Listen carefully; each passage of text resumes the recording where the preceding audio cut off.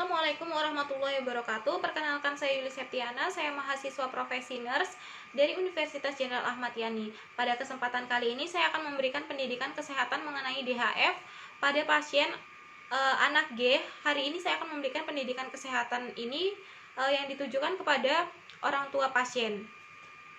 Tujuan dari pendidikan kesehatan ini adalah untuk meningkatkan pengetahuan keluarga pasien dan pasien.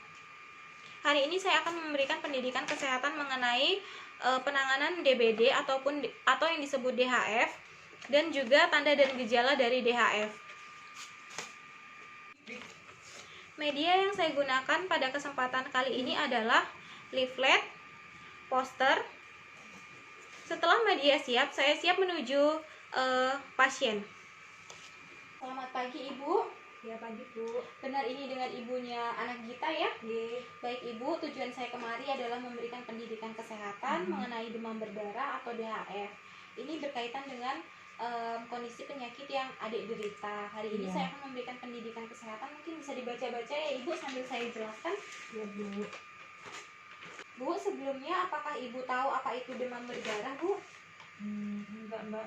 Ya, baik Bu, demam berdarah ini merupakan suatu penyakit menular yang berbahaya dan dapat menimbulkan kematian. Salah satu penyebabnya adalah nyamuk ya Bu ya.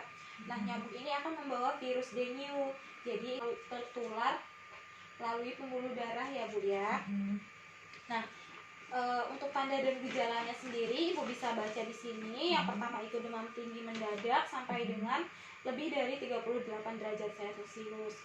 Untuk demamnya ini biasanya terjadi 2 sampai dengan 7 hari. Nah, untuk demamnya ini biasanya demamnya itu naik turun Ibu.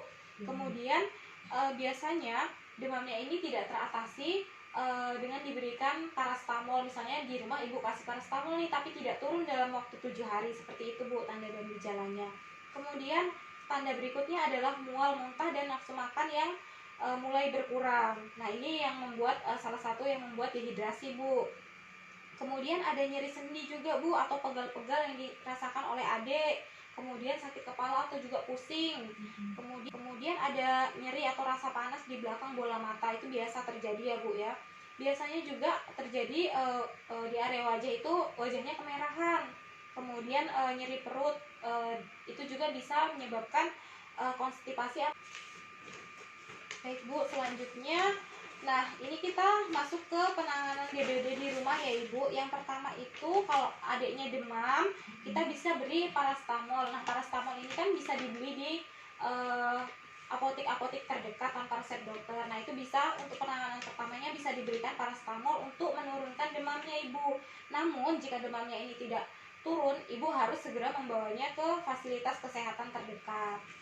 Nah, cara yang selanjutnya untuk mencegah dehidrasi akibat demamnya, Ibu bisa memberikan cairan sebanyak mungkin. Nah, cairannya ini berupa apa Bu? Bisa berupa air putih, oralit, kemudian jus buah, dan lain-lain. Nah, penderita dari DBD ini bisa diberikan air 1 sampai 2 liter per harinya ya Ibu untuk mencegah terjadinya dehidrasi. Kemudian, cara yang ketiga adalah menjauhkan pasien dari nyamuk supaya tidak menyebabkan penularan penyakit tersebut ke orang lain. Seperti itu Ibu. Ada yang ingin ditanyakan tidak Bu?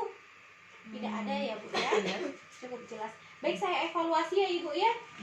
Untuk dari tanda dan gejala dari DBD itu bisa Ibu sebutkan salah satu atau duanya? Demam yang tinggi lebih dari 38 derajat Celcius. Iya, benar.